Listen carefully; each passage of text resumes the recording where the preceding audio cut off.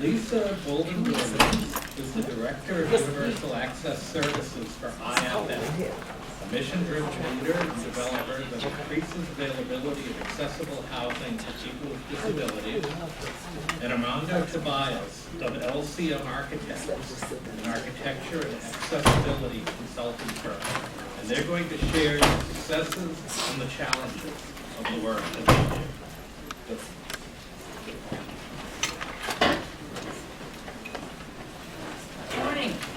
Morning. I'm Lisa Williams. I am not a public speaker, so I am going to ask everyone's indulgence because I am a social worker, not a person who likes to stand and get attention drawn to it. So be patient with me, and I will try not to be nervous as a pretty friendly group. So we're going to talk today about what universal design is and why it's different than ADA. I'm sure all your libraries are probably ADA compliant, but we're going to talk about what the difference is. We're going to talk about specifically what you might want to consider doing in libraries. And then we're going to show you a case study of a project that LCM worked on that is probably the most beautiful universal design project I've ever seen. And I've been looking at this now for a couple of years. And it's right here in the Chicago area. So we'll walk you through that and show you what the difference is. Sorry, I'm just getting over. So I'm with an organization called IFF, as was mentioned. IFF is a CDFI. We like acronyms where I work. A CDFI is a Community Development Financial Institution, which means essentially we are a lender to nonprofits, and we also do real estate development. So we do consulting, we help out nonprofits with their facilities. It's really the gist of it. So this graphic just is a quick overview of what IFF is. You'll see right in the middle, there's this thing called Social Impact Accelerator. That's where the lending, the real estate, and the research all combine. And that is what I do as far as universal access. And that's what I have two of my partners over here in the Social Impact Accelerator who work on early childhood and on K-12 education. So just kind of give you context on where we're coming from. So how did a lender get into trying to promote universal access? Well, I have been in housing development for 20 years. I have been doing housing for various folks who find it hard to get good housing, whether it's formerly homeless, people with disabilities, people with mental illness, a lot of different groups I've worked with. And at IFF, we actually have more than 250 units of community integrated, accessible, affordable housing for people with disabilities. Not these, single sites. It's actually integrated into the communities, and it's tremendously successful. But what we found out as we were doing that was, here we were doing our own little thing, right? Developing these great accessible housing units, but then we're working with other nonprofits and realizing that they want to put in these really cool staircases and stuff. And it's like we weren't connecting the dots between what we're doing in housing, trying to make housing that's accessible to all, and take that experience and share it with nonprofits who might be looking to do the same thing. So that house in the back is one of the houses that we just did. It's a really cool project. But so universal design, what the heck is that, and why is that different from ADA? If you're in a library, I'm pretty sure that you have one of those automatic door openers, front door, right? So the people who use wheelchairs can get in. You probably have Braille on your restrooms, so that people can do wayfinding, can make kind of vision. But you're hearing more and more about universal design now, universal access. What's the difference?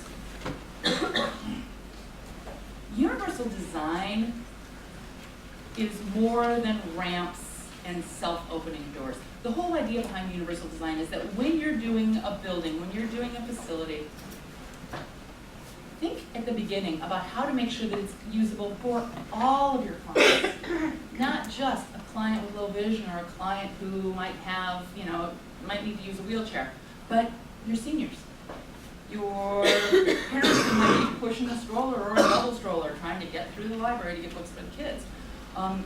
Your cousin who broke his leg in a flag football game that turned into a tag football game. So that make sure that it is usable for all people, welcoming for everyone, and this is important. Something that avoids, separate but equal, right? If you have a wheelchair accessible entrance, but it's off the back of the alley, and folks have to come in that way. Have you met the ADA requirements? Yeah, you have. Is that universal access? Is that making sure that everyone can use your facility equally? Probably not. And that bottom point I really like is allowing use without special accommodation or drawing attention. Everyone can use your facility the same way. So these are just quickly, won't stay too long on these, but when you talk about universal design, if you Google it, this is what you come up with every time. Equitable use, what we were talking about, same door. Everyone can use something the same way. They don't have to be separate but equal. Flexibility in use. You're left-handed, you're right-handed, you can use the thing the same way. And then there's simple and intuitive, which is a little bit different than perceptible information. Like simple and intuitive means, let's say, wayfinding, right? Wayfinding has to be really important in libraries, I would think. But it tends to use words. Can we do wayfinding in a way that uses colors or symbols or something that doesn't necessarily require someone to be an English reader to find their way through your facility? Perceptible information. That can be something as simple as having contrast. See how there's like this little rubber strip along the flooring? If you have an edge where there's an elevation change, or an edge where maybe you can't quite see where a wall is coming together, contrast provides people with low vision the ability to see things that they otherwise wouldn't be able to perceive. So that's what they mean when they say perceptible information. Tolerance for error, I think we all understand that. Low physical effort. These little lever handles are the best things ever, because the idea is you should be able to open it with a closed fist, right? So that people who don't need dexterity, and again, that's a thing for seniors, that can be a thing for a lot of folks with different disabilities, just be able to push on it to open something. And then enough size and space to get around. We'll talk about that more.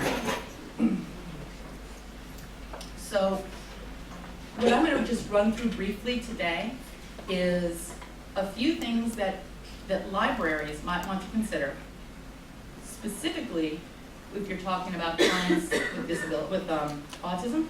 But keep in mind, these things we're going to talk about today are universal design elements. So when we talk about them in this context, it still means that works great for a senior family. Should work well for everyone. So we're going to just touch briefly on these 5 topics: space, acoustics, lighting, materials, and safety. Spatial configuration. Flexibility is so important, no matter who your clients are. I love this image because it really is a great example of flexible space and flexible fixtures, right? In speaking with people who work with autistic clients, I have heard that if you've met one person with autism, you've met one person with autism, right? Mm-hmm. So it's very hard to generalize. You don't want to generalize, with anybody. But that's why options are so important. Some people say, I need wide open space, right? I don't want things to feel closed in. Other people feel comforted if they are in a space that does have some enclosure. Options that we have seen people use are, one example was having a tent inside a large room, right? So if someone wants space, they can go into, if someone needs enclosure, they have that option. Or another example is, like a sail or a piece of fabric that is suspended, that creates a lower ceiling, more intimate place. If you have flexibility like this, you can then move furnishings in there. And that is great not only for people who might need an enclosure, maybe you've got students who want to have study hall, right? You've got people who want to be working together on a project. So having flexibility and layers is really important. We also talked about wayfinding, right? hold on a second. I'm losing my notes. Okay. So we referenced wayfinding just a little while ago. Like I said, I'm not an architect. I don't know exactly how you do that, but everybody keeps saying we need to find a way to either using colors or other visual cues to help people maneuver the space. Armando's got that. Oh, okay, he's got such good stuff. I can't even tell you. I'm so excited. So sensitivity to sound. Again, we're talking about, this really applies to everybody, right? Libraries traditionally were supposed to be very super quiet places. I understand that's not necessarily the case these days. But there are different things that you can put in to contain sound, control sound. Again, Armando's going to show you some examples of this in action, but, you know, sound baffles. Panels on the walls that dampen things. The types of surfaces that you use. Like this tile is nice and easy to clean, but it's also going to bounce sound around like crazy. Armando's going to show you some examples of really terrific options that you can use that are still easy to keep clean, but a lot better as far as containing sound. And lowering ceilings, again, we'll show you some examples of that. But I love that every time I do one of these projects, I learn something new. And what I learned in doing the research for this is that hand dryers in bathrooms are a horrible thing, right? I mean, I can't stand them, and I have, you know, I'm sort of, you know, traditional in the way that I process information. I didn't understand until I started doing this research how hand dryers are one of the most aggravating things if you have a lot of sensitivity to noise. So, something to think about. How do you get around that, you know? Do you then have paper towels and, you know, destroy the planet that way? One of the suggestions that I heard was maybe having more single-use bathrooms, single-stall bathrooms, where people have options. And you have a hand dryer there for those who want to use that, but you also have the option of paper towels, and they don't have to hear that noise if it's a single-stall space. It's lighting. This is another thing that I heard again and again and again. And adjustable lighting is like the greatest thing for situations like this. We're going to see more examples of that as well. But nobody likes to be in a space with fluorescent lighting. That doesn't make anybody feel good. Those things start flickering, it's bad for anyone. But if someone is, you know, is very sensitive to light, that's not good. So, you know, there's a lot of different lighting options out there now. It can be as simple as changing out your fixtures, using LED lighting, using lighting that you can adjust like warm to cool, and being able to change that depending on who needs what. If you have seniors who are using that space or someone with low vision and you need that light higher, you can raise it. But no flickering is critically important. So I love this image because this to me, like I can talk all day, but this picture shows so much of what we're talking about, okay? Lighting is lit up. Ceiling is dropped, but it's still really interesting looking. It's not like, you know, an unattractive drop ceiling. This is going to give a chance to create some space, to dampen some sound, and then these furnishings. These can be used by everyone.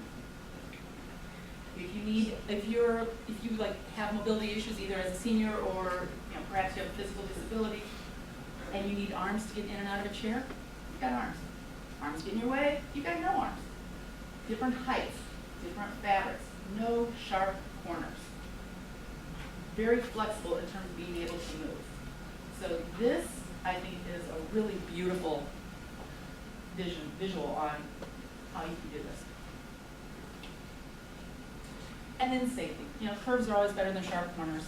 I know you know about anchoring, you know, stuff that might be unstable. That's, I think, pretty common sense. Water temperature, you want to make sure that your water is not too hot because, you know, if you have difficulty processing information about temperature, you can really burn yourself before you realize it. And the other thing that I got from a couple of advocates was the greatest safety thing you can do is just be understanding in terms of understanding where your clients are coming from, being patient, taking the time to find out what that individual needs, and working with that individual to make sure that he or she gets it. So, like I said, I can sit here and talk about all the cool ideas, but I want to show you what Armando did. This is Center for Enriched Living. Are you going to talk a little bit about what it is? Okay. Center for Enriched Living is in Riverwoods, Illinois, and it was the facility was built in 2001, right? Using ADA, completely ADA compliant, so it followed all the rules, but they realized that for their clients, which are people with intellectual and developmental disabilities, as well as people with autism, that they needed something different. And Armando is going to show you why and what he did. And I gotta tell you, it's like my favorite building ever. So I'm happy to turn it over. Thank you. I hope I can live up to the hype here. It's a wonderful organization. They're in the area. It's just visited. They do cater to kids, younger, but really at any age, people with developmental disabilities. And we'd like to start out with this slide, which shows the artwork that they do. They're really into their art, and it's populated almost every one of their rooms. This is my favorite slide because it shows a profile by each of the different members, how they see the world. They see the world as color, light, texture. It's different than what we necessarily would see. Oh, a little bit about LCM ourselves. We are an architectural firm, but we do both traditional architecture and we do also universal and ADA-based design. We have an active practice of consulting for accessibility, standards, and laws. We're growing. We're about 50 persons right now, and we have an awful lot of accessibility specialists.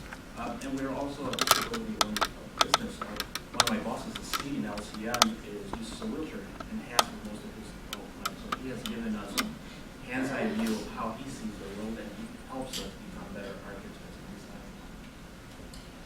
Regarding Center for Enriched Living, you see the quote here right out of the website. They do live to empower people with disabilities. They live to provide them with socialization opportunities. They also help families. You know, it's a place where you can drop off your kid or you can get a haircut, so you don't have to be there 100% of the time. And they also help train some of the kids so they can get a job and become as independent as they can possibly be. As part of our effort to design their space, they had a building that was built in 1999, actually, about the same time. But yes, compliant with ADA, which came online in 1991. And they used it to the max. They outgrew it. Essentially, they outgrew it by size and they outgrew it by use. This is some of the activities that they do. That's actually my boss there on the left, Jack, partaking in some of the art activities. They have potluck activities. They have I think Super Bowl parties too. They're just a really community-based, mission-based organization, and that was important to us to try to figure out who they were and how we could help them the most efficient way. They were saddled after so many years with a building that was just not designed for modern use. They didn't help themselves. Some of the problems were self-inflicted. They had quite a bit of paper laying around, but the building itself presented a challenge. There wasn't enough storage. There here on the left is an art room with an island in the center, which sounds like a good idea. Put the sink in the center where everybody can use it, but what it does is it bisects the room. It creates shadow lines in the back here, and it just makes it very awkward to use. So those are the kinds of things that we evaluate going up. This is their entry sequence. In the mornings, the buses show up here, and the kids make a line, and they come in, they get checked in here, and this becomes a queuing area for them to then disperse into the building for their different activities. It's a two-story space with a clear story that brings in natural light. They have dependent light. It's a little bit dated right now, but they have activity rooms here and administrative rooms here. By typical architectural standards, this is a well-designed space.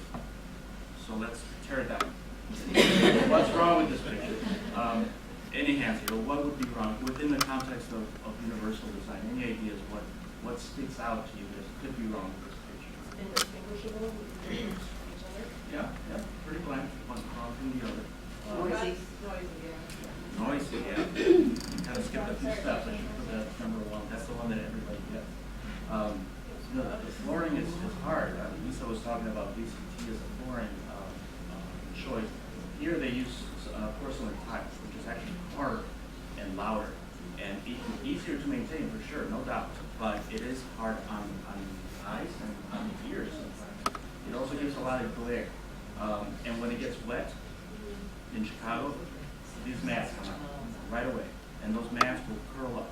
Right away they become a tripping hazard for anybody that has any kind of mobility issue. ADA compliant single door operator up there. So you have to go push a button.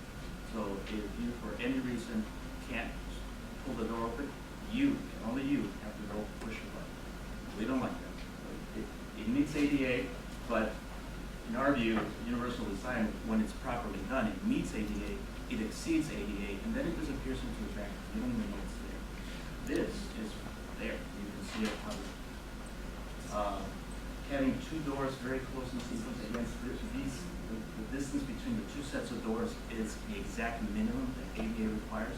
It met ADA, but it was awkward. When you had a dozen kids coming in at the same time, there was this tank of people going out, people coming in, getting out of the way, and the swing of the doors was always awkward.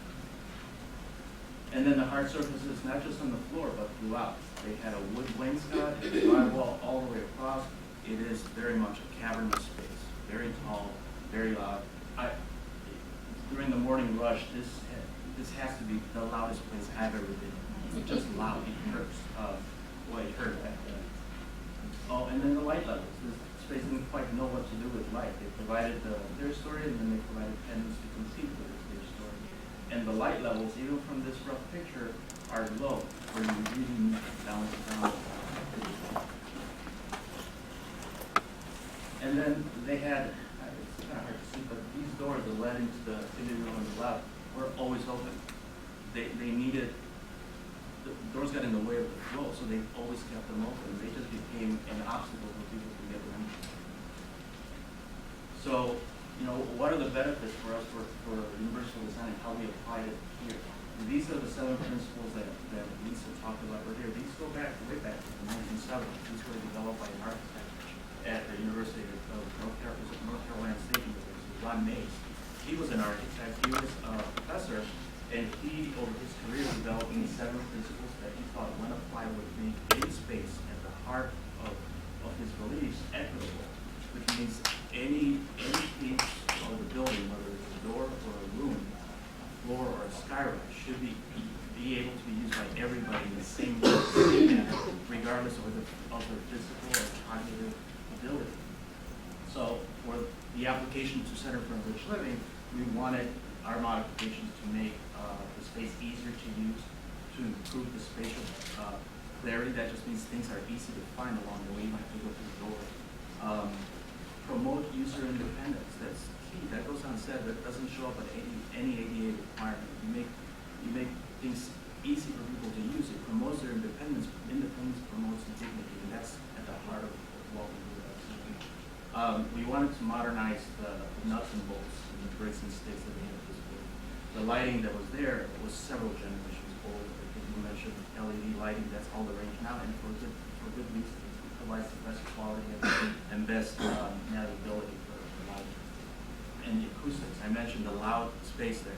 It wasn't just there. They also had a gym that was extremely loud. And we didn't want to forget the staff. Everybody thinks about the end users, but sometimes people tend to not focus on people that work in the building. Their ability to use the building properly improves their ability to provide service to everybody that comes on board.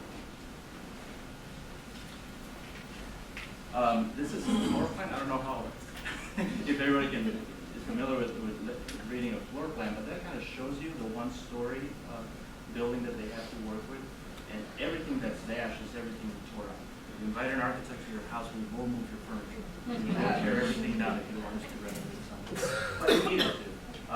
We had a piece here that interrupted a wide open space. We had smaller rooms with islands in the center, a stage in the gym that wasn't used very well, showers in the bathrooms that weren't used at all. This was modeled after a school layout, which may be good for a school, but this wasn't a school.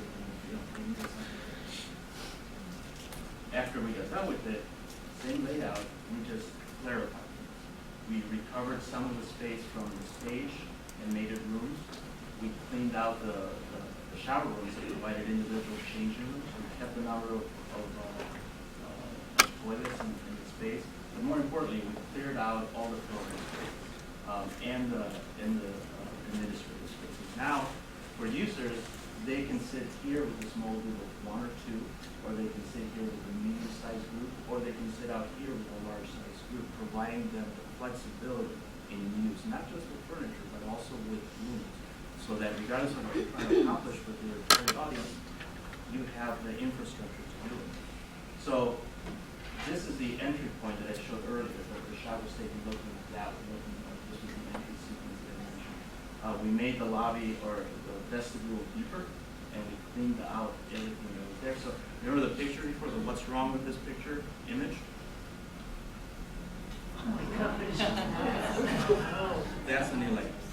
Same image, almost the same shot, just a little bit different angle. But that's what happens when you attack this from a conceptual stage. You really understand what people need to. So now let's break this one down. From start to finish. Like I said, the vestibule got deeper, so now more people can be in there. They can negotiate themselves around, so they'll get in each other's way and everything else. There's also a chair in there, so if somebody's waiting for the ride, they can go sit there and wait for the ride without having to be out in the We have sliding glass doors. No more buttons. Everybody uses the same way to get in. And, sorry, it's been around since the 50s, and it's just a matter of choosing the right element when you develop. More importantly for us, I mentioned dignity. We're able to enter with the person that's with you. They don't have to get out of your way to get through. It's just a better way to enter this space. The floor that we chose was LVP, luxury vinyl tile. It's acronym for it. It has all sorts of tones. Here we chose a wood tone, and we chose 2 wood tones to denote the circulation pattern. So Lisa was talking about how do we get people around without signs. Well, here's one solution. It's not the only solution, but that's one solution where you can follow the color of the space down the corridor. Lisa had mentioned curved corners instead of sharp corners. How about no corners? You don't have a corner, there's nothing there to push. The furniture was selected in a variety of mind. So you have long chairs that have no arms, or you have smaller chairs that do have arms, because some people need the arms to be able to push up and out or get down. Some are plush, some are hard back here. None of them have casters. We don't have casters on any furniture, but all of them are movable so that when they have, say, in this pot here an event, they can gather around, but if they want to use the entire space, they can rearrange it so that it looks a little better. The blue that you see here and also behind the television are actually acoustical panels. They absorb the sound. So that loud space that I described earlier, no longer. It's quite intimate when you walk in. It's very quiet. Can't say you can't hear a pin drop, but it certainly, you can hold a conversation without having to compete with others around. Moving upwards, the ceiling that we chose is just not dissimilar from this. It has a high acoustical rating, extra thick to absorb sound. But what we did is we brought it down. Instead of pushing it up, which would be a natural incline to do everywhere, if you have ceiling space, make it as high as you can. Now, we brought it down, and we brought it down over specific areas where we anticipate people to sit. And it creates pods that are very intimate to use. The lighting that we chose is uplit, which I think you had mentioned in your presentation as well. The light source is, you can't see the light source, and that's the best for us. So we can take the light, move it, project it upwards, and have it bounce off ceilings and then back down to the usable area. It makes for a really nice quality of light. There's never a glare. There's very few glare. The glares that do come up from the windows, not from the light. And it can also be dim. And if the user chooses, they can also change, if they want. I don't think it's embedded with the initial install. They can change the color of the light so it's warmer. So it's a warmer gray. I think that. This is the art room that I mentioned earlier. We got rid of the islands, and we provided the same treatments that we did everywhere else. You see again, the ceiling tiles with a high absorbency rate, lighting, additional uplighting. We try to do very simple chairs, not try to make them clutter, or the tables as well. Give as much space between supports so that people, if they use a wheelchair, can use it, or if they have mobility issues, they can get up. Make it as universally usable by everybody as possible. And yes, we do have ADA things. That's standard. We choose always not to show the pipe insulation because that tends to look institutional. And one of the things that this client told us is we don't want it to look like a hospital. We understand that these kids may be out of healthcare. Doesn't mean they have to come to this as well. They wanted it to look, modern and nice and crisp. That was the intent. This is the gym. It's pretty much the same footprint. We did change out the floor to a rubber floor that has absorbency qualities as well. You can still bounce and have a good game. You can still shoot 3-pointers. It's still regulation size, but it's not as loud on the ground level. On the walls, we added these panels, which are the acoustical absorbency panels as well.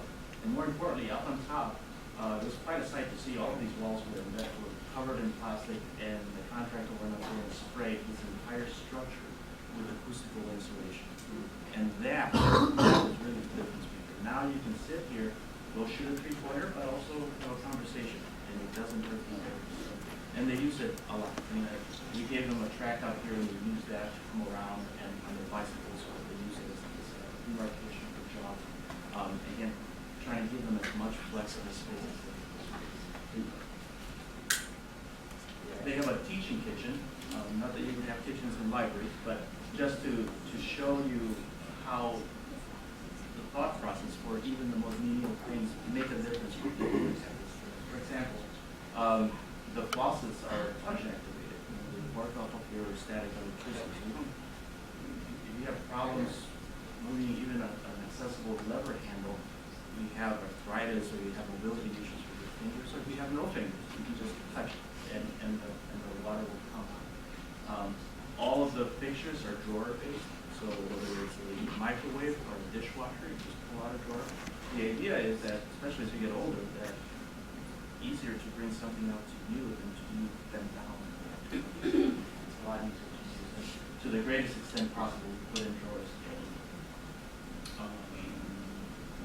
And also the sliding glass doors are really possible.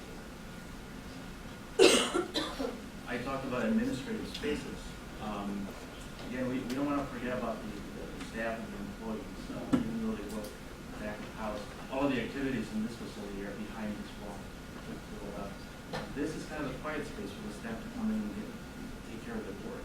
It's the way they set it up. They don't have assigned spaces. They just bring in their laptop and sit at the spot and work at it. And the choices that we made here, against with the uplighting and the very thick ceiling tile, work here for a different purpose than they do out in the open. Here, people can have a quiet time to take care of their job, before they go back outside. Having high contrasting tables to the floor also helps. And we never lose sight that just because the people that are being served around here, it doesn't mean that someone who is disabled can be an employee. They could be here, and they should be thought of.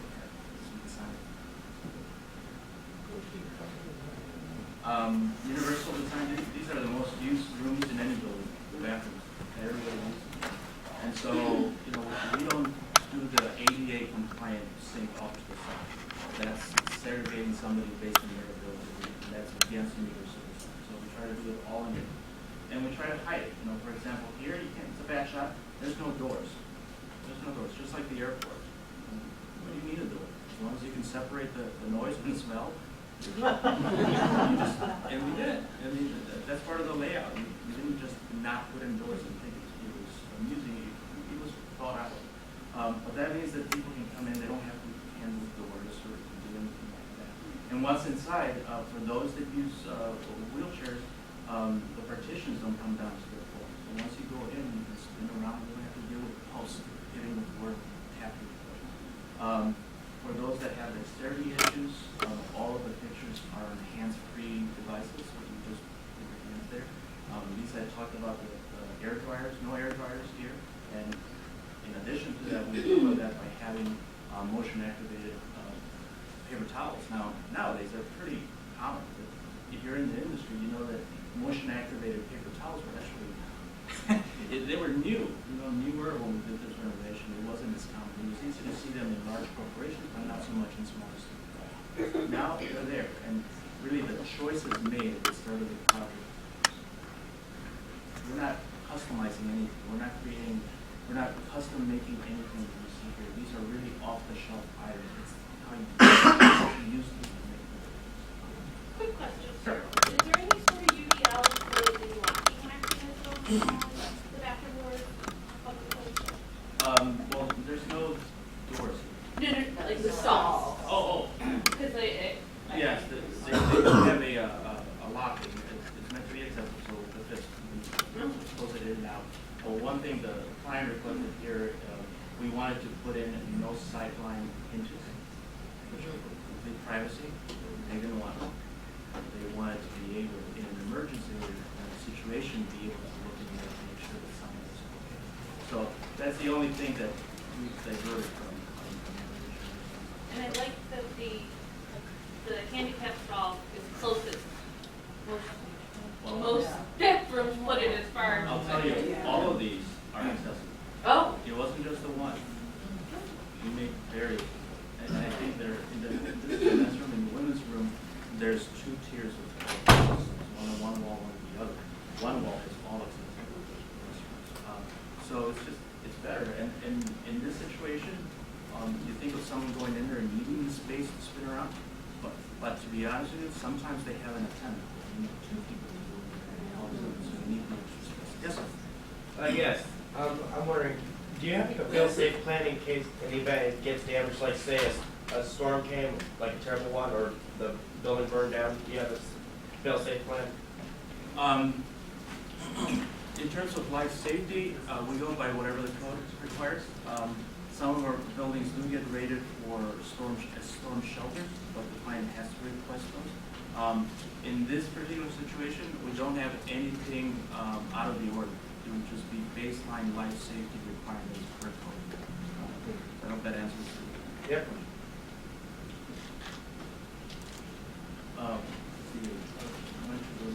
Oh, the mirror, yeah.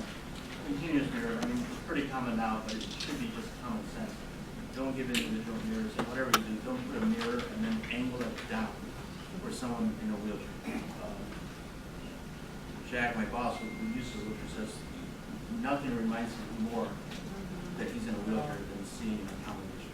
So we don't want that. We want everybody to use it. And then, a job well done is always the best marketing, but a happy client is the most rewarding for us. And this was one of the most rewarding projects in the show. It was just that everybody, even the contractors tend to be grumpy. They also enjoyed it and had a good time delivering it to the people who needed it. As far as we know, it's been a resounding success. We took avatars from us, and if you have any questions at this point, please feel free to shoot. A comment. I was very interested in the hands-free and the bathroom because I always thought that was sanitation. Because it's more sanitary, and it's not you touching everything that everyone else is touching. You can actually point out that there's actually no to it. Oh yeah. It's just easier to use, and everybody can use it the same way. It's always a criteria, and everybody uses it the same way. But it's also good for everyone, even if you have that problem. Same thing with the bathroom, the doors going into the bathroom. Who wants to, after you wash your hands, open up a door to get out of the bathroom?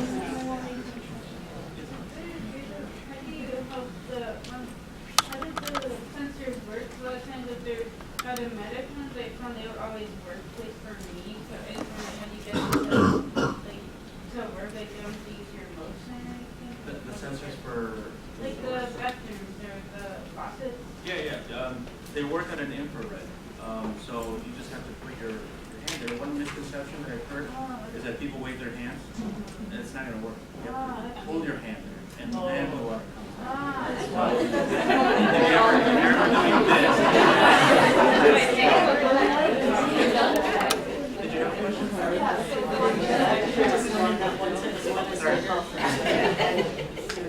The public library I work at, it's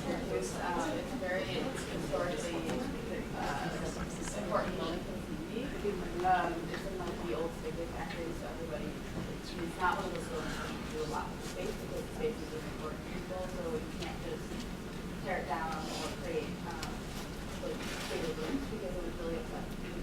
Sure. And so the space ends up being really small and there's a lot of it's just very awkward a lot of the time. And so I guess I'm just curious about what strategies, well, space like that should adopt in order to use the space that it has, but better have the space be more accessible Sure. without Well, having the ability to. I think what we would advocate is to have just a comprehensive study of everything that's wrong and what can be done.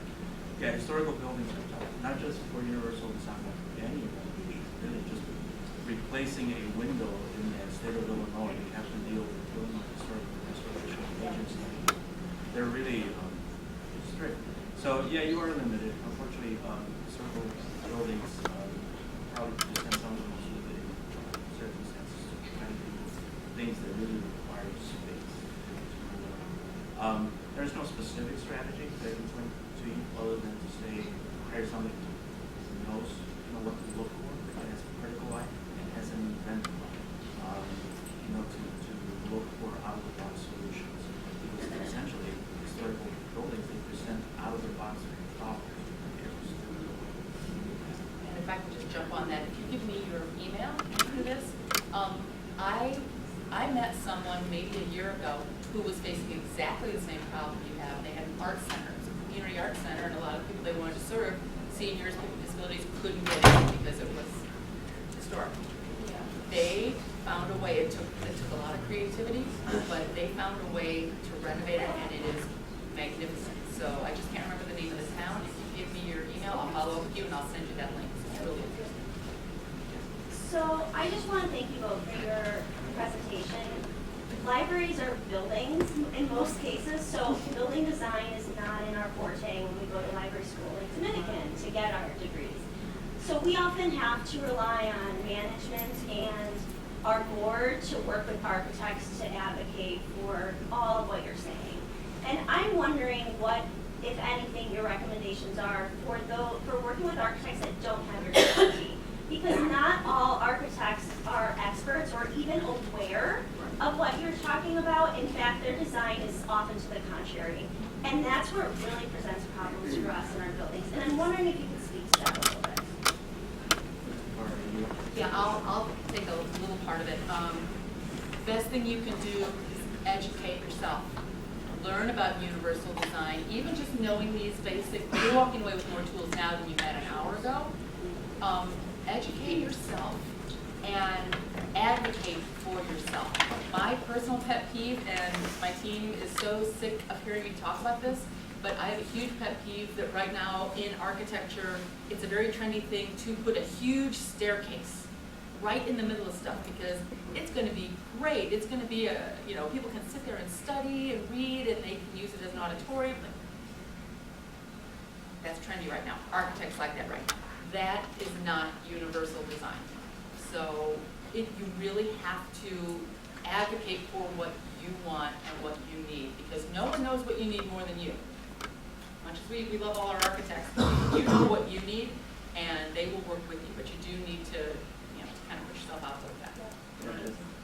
Well, number one suggestion I would say is call LCO.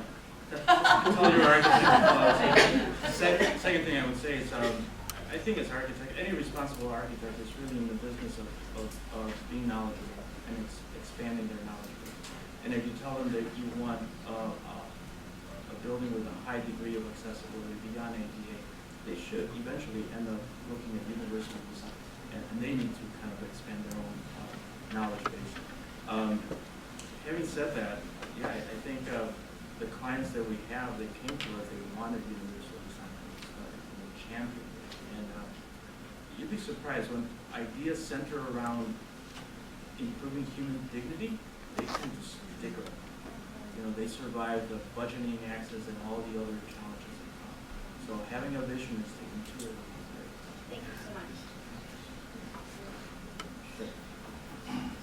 And you just spoke to what my main question is, this cannot be cheap.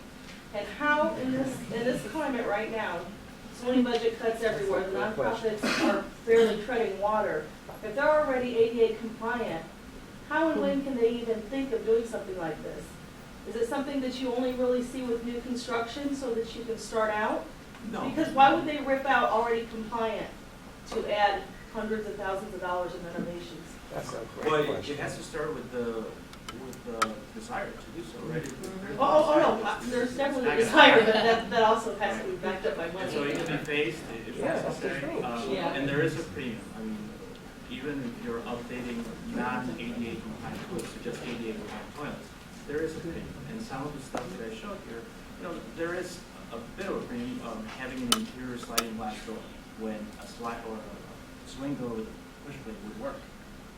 There is a premium, but again, if you identified it early on and get it on the table and get it in the books, budgets have a way of expanding and contracting over the life of a construction project. At the very beginning, everybody wants everything in the moon, and then at the very end, you just get what you can actually afford. But if you get some of these elements up front, you have a better chance of salvaging that element. But yeah, it's absolutely a financial commitment. And if you have a plan, you can phase it over time. When you're redoing the lobby, and since your library will redo the lobby over time, when you do that, that's a good time to say, okay, instead of replacing this swing door with another swing door, why don't we do this? To do it, start to finish, and rip out, good stuff and put in great stuff, yeah, that costs a lot of money, and this was a particularly innovative and dedicated group that raised money just to do this. And that's why it's sort of the gold standard. But there are lots of ideas in there that you can take with you. And as your library is replacing its furnishings, that's just having a plan and working on it over time. I'm just a parent, I know I don't see this in any buildings I ever go into, so I wondered at what rate is it happening? Yeah, different rates in different places. I was in California a month ago, and it's everywhere. What was it? I come here and I see this building, and it really stands out. Yeah. So. I just had a question, and maybe I missed it in here, but in terms of, for example, when you're building something like the Center for Enriched Living specifically for people with autism or developmental disabilities, a lot of times people with autism, or at least kids, need to sometimes retreat to a place where there's no one. I know this building is made to be quiet, but do they have they put anything in Universal Design about that, having a separate space where people can just go chill? Or if you're a parent and your child is, having a meltdown, they need to get out, they can go. And I just wondered if they addressed that. Universal design is conceptual. The 7 principles are really up to the designer to apply in any which way is possible. So where possible, having a sensory room, a time of the room with LED lights or tactile or even the smell or music, whatever being necessary, would be a good option. I think this was considered at one point, but at some point it's one of those casualties that didn't make it through. But yeah, it can certainly be added, and it would be a great addition to the Universal.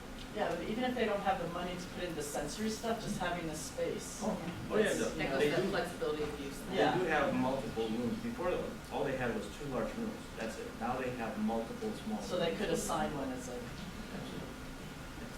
Armando, earlier in your presentation, you talked about the importance of the restrooms because that's that most heavily used space. And so I'm just curious, are you seeing more and more buildings interested in creating more like single stall, gender neutral bathrooms that can help meet the needs of individuals who identify as LGBTQ, as well as meeting the needs of caregivers and their children or individuals? Because I know that's something, I work at the University of Kentucky, and they just built a huge new student center, and that has been something that's been very exciting for me to see that's been an investment on every single floor. And I'm just kind of curious to see what your experience has been, but also maybe to see what other libraries are doing with their renovations, because for me, that right there is a lot about our mission. If we're making it, like you said, about dignity and feeling safe in the space. As designers, we would certainly advocate for it. Universal design means everything.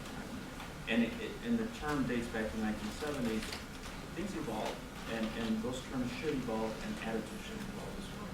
We do have clients at the university level, down in Champaign, who are advocating for separated bathrooms and to address those kinds of issues. In the local business community, I am seeing it. And it's the kind of thing where we sit down early on in the conceptual stage and we tell people what we think should happen, or we lay out a sketch, and then the owner takes it back to the board, or whoever the decision makers are, and then we get back feedback whether it's in or out. We have not had an opportunity to introduce that. I would be happy to introduce it. It would be a great addition. I actually just have a suggestion for people with kind of design on a budget. I'm a member of the Library User Experience Group in Chicago, which is a group of mostly academic libraries, but also public libraries that meet every once in a while to talk about user experience in the physical library as well as web development, for example. And one local academic library, I apologize for not remembering which one this was because it was a few years ago, they partnered with some students in graduate studies at Northwestern here in Chicago. And the kids actually had, I call them kids, I know, but they're college students in graduate school. And they actually have internships where they will come into your space and they will walk around and spend a semester studying your space and giving you recommendations. So whether you can, implement a full renovation, or this library basically just pulled all their furniture out and either took most of their furniture and put it back together in different configuration. And they did user studies where they actually tracked how the furniture that could be moved around a lot, they actually tracked how it was being used and then put it in a better configuration. So I would try to utilize university students and also just doing a wayfinding walk. Like maybe taking the universal design principles that we learned here today. And sorry, I'm a design major from UIC, so I'm really excited about this. Using the principles that we have today, we can take those and just walk through. I'm going to go home and just walk through my library with new eyes and see if I can just move things over or change the signage a little bit, or what I'm doing in my little space. So I have a question. Sometimes certain, providing access to people with a certain type of impairment can create a barrier for another group of people. Folks with low vision might need something that creates an obstacle for people that have mobility impairment. I'm just curious if, any of those conflicting access needs is something that you run across when you were doing this project and how you dealt with that. This was actually our second full-out UD project. For the first one, we were aware of that. And for the first one, we had a symposium before the project started. And we set up a matrix. I didn't bring the slide up. Right across the top, titles of the columns were all the different parts of the building that we anticipated. Entry, bathroom, elevator, offices, whatever. And along the side, the rows, were all the different disabilities that we expected. Someone who was no vision, completely blind, someone who was in a wheelchair, someone who was whatever. And then we filled out the chart. And what it did, it gave us a mathematical cross-section almost of what things were in common and what things conflicted. So, for example, somebody in a wheelchair really appreciates hard surfaces because they can wheel around properly. But give them a carpet, and now it's a problem because now they have to do a little bit more work. And depending on the type of the patterning of the carpet, when they push off, it will just kind of like a shopping cart in the grocery, it just go veering off to one side or the other. It makes them comfortable. So yeah, it's a struggle, and eventually you have to pick one or the other. In some cases, we have the opportunity for Center for Rich Living, we use the LVT, the vinyl tile product. There, it was hard enough, something our Richard can move, but it was still cleanable enough. But there are other instances. We like to put strobes in the buildings because they alert people who are deaf that there's a fire, but the flashing could trigger somebody with a seizure disorder. So there's always a balance, and it's case by case, and all you can do is be informed as designer, present it to the owner or owners, whoever makes the decision, and let them decide what is more important.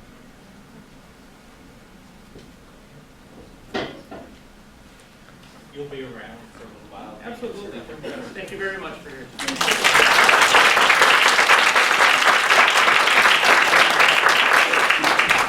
Okay, we're going to be breaking for lunch.